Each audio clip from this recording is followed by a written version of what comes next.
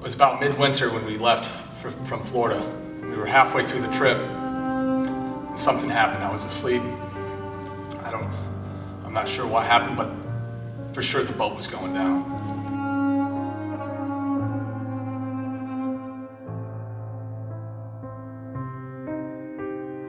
I was able to find a dingy ship, a dingy little boat with 3 other men.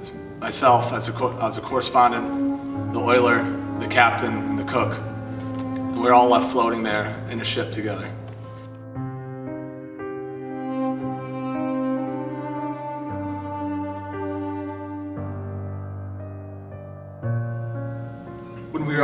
When day broke, we realized our situation was far worse than we thought. Hopes were low about getting help. No one knew the boat sank. It was at this time when our already hurt captain, a bird comes out of nowhere and hits him in the head. This to me was a bad omen. At this point, I thought we were all going to die.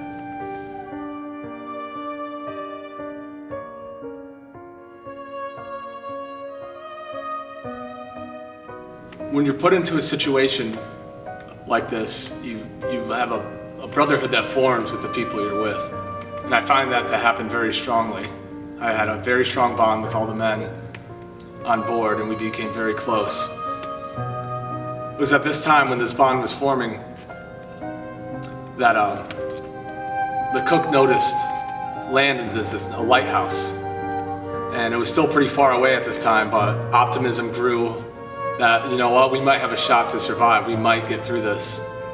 So with all our might, our last ounce of energy, we started paddling full speed to make it over the crest. And the waves were pouring in, pounding on us. And it was at this time we capsized.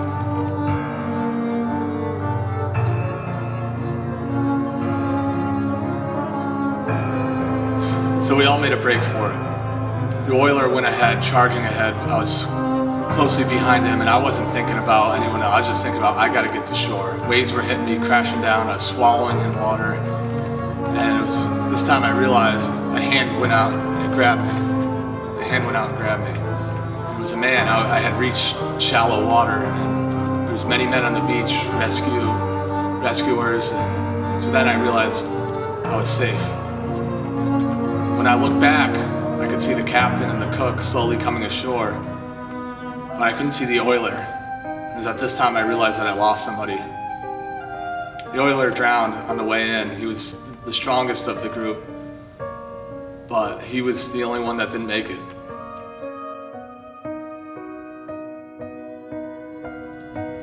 I survived that day because I realized that if I didn't do anything myself, if we didn't try, that God was not going to come down there and save me.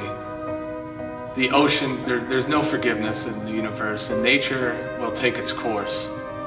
I survived because I realized this, that it was either we had to do something and fight, or we weren't going to be saved.